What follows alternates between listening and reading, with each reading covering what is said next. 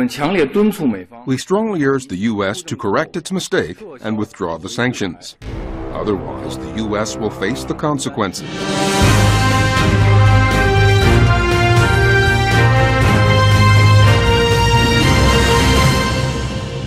China has expressed outrage toward the United States for imposing sanctions on the Chinese military.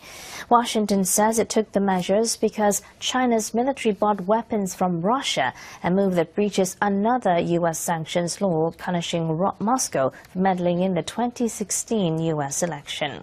Moscow and Beijing warned the Trump administration it was playing with fire after the U.S. imposed a new round of sanctions on China and Russia, deepening mistrust of Washington in both capitals. We strongly urge the U.S. to correct its mistake and withdraw the sanctions. Otherwise, the U.S. will face the consequences. Ties between Russia and China have vastly expanded to include energy deals, cross-border investments and defense cooperation, and have picked up speed this year amid attacks on both countries by President Donald Trump. The U.S. State Department announced the sanctions on Thursday. They target the Chinese military's Equipment Development Department and its director. The director and other officials are alleged to have been involved in deals to acquire Russia's latest S-400 ground-to-air missile system and Sukhoi 35 fighter planes. Russian Foreign Minister Sergei Lavrov was also critical of Washington, saying more U.S. sanctions come as no surprise to Moscow. Russia hopes to make the S-400 missile system its main export weapon. It's also planning to deliver the system to Turkey next year.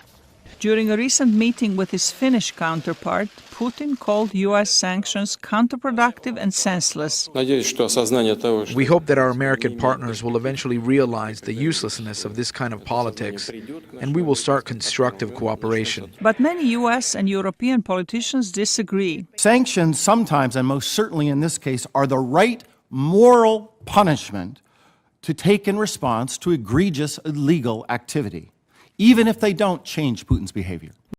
Washington on Thursday imposed sanctions on a branch of China's military apparatus for buying fighter jets and surface-to-air missiles from Russia, which it said was in violation of measures imposed on Moscow to punish it for alleged interference in the 2016 U.S. presidential election.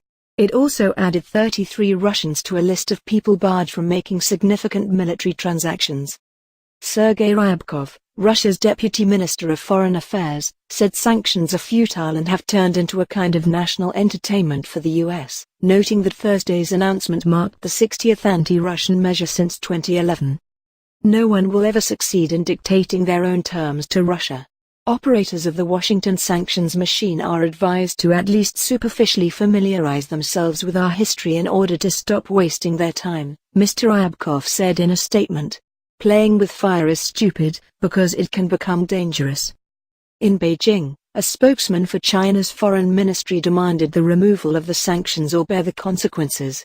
The sanction announcement came days after Russia and China carried out the largest joint war games in East Siberia, which the West see it as a provocation. 1,000 tanks and some 300,000 Russian troops, a third of the country's military personnel, are on maneuvers in the vast expanses of eastern Siberia. The skies above are patrolled by 1,000 aircraft. In the Arctic and Pacific Oceans, 80 Russian warships are conducting mock battles and landing drills. For the first time, China is taking part with around 3,000 troops. Mongolia has also sent a contingent. In the front row seat Thursday, the Russian President Vladimir Putin. I would like to say a special thank you to the armed forces of the People's Republic of China and Mongolia. Our fraternity in arms has long and firm traditions. This is a remote corner of the world, but the exercises have global resonance.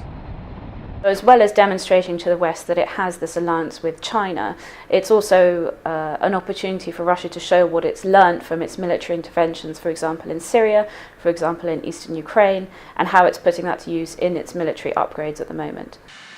Russia's invasion of Ukraine prompted the United States and its allies to impose sanctions on Moscow. The Western sanctions, which have been in place since 2014 on the Russian economy, have damaged Russia's ability to get, for example, military components that it used to get from its Western partners. And so Russia's military, in the meantime, is undergoing a 10-year-long renovation and upgrade. And so to pay for those parts, Russia is going to need to find alternative partners. The exercises coincide with the Eastern Economic Forum in Vladivostok, with China engaged in a spiralling trade war with the United States. Analysts say Moscow spies an opportunity to deepen relations with Beijing. They're politically becoming very close. Economically, the Russian-Chinese trade is booming when other kind of trade, especially in Russia, is not booming at all. And also, of course, now militarily they're acting together as brothers in arms in military games that are basically aimed at the United States and its allies. The slogans for the joint exercises read "Friendship for the sake of peace," but there are also sources of tension. Particularly the Belt and Road initiative of China's that sort of bypasses Russia, especially because China is quite interested in countries like Ukraine and Belarus and using its infrastructure as a gateway to Europe. I think Russia is quite suspicious of what China is planning. US Defense Secretary Jim Mattis told reporters Tuesday that he sees little in the long term that aligns Russia and China. The military exercises come amid threats from Washington of more sanctions against Russia. The US and allies also kicked off one of the largest war games in the Pacific involving 1,000 troops and hundreds of warplanes, submarines and ships.